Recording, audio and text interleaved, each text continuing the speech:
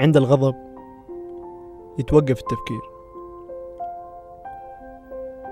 تبدأ المشاعر هي اللي تحكمنا وتتحكم بتصرفاتنا، وهالشي غالبا ما يوصلنا إلى نتائج سلبية نندم عليها بعدين.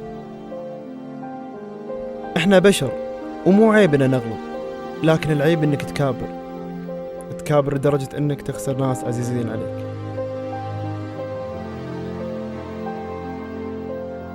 صدق انك حمار، الميك عندك ليش ما تقطع؟ هذا ثالث مرة وش تسويها؟ تعود من ابليس يا وذبحني والله ثالث مرة نخسر على الموضوع ما ايش يصير. فيك؟ لا العب. ليش تسب؟ يا اخي زهقت من غبائك. شو بتسوي؟ احترم نفسك، لا تقعد تحفل وراي. احترم نفسك، شو بتسوي؟ ترمدوني انت فيها. ما نبي تعجبني هذه طقاق. يلا بطقاق. عبد الله تعال، عبد الله يا عم عبد الله تعال.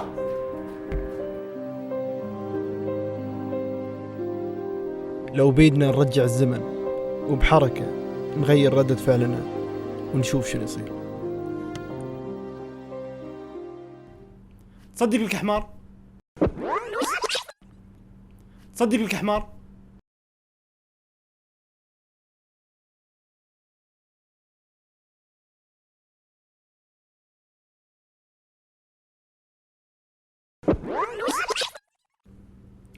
عندك الميكر؟ ليش ما قطيت يا اخي؟ حرام عليك يا عبد الهادي والله ضاعت. يلا نعوضها ان شاء الله.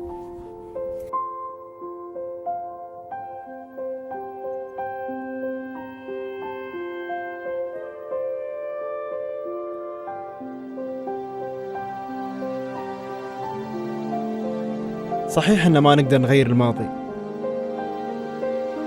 لكن نقدر نغير الحاضر.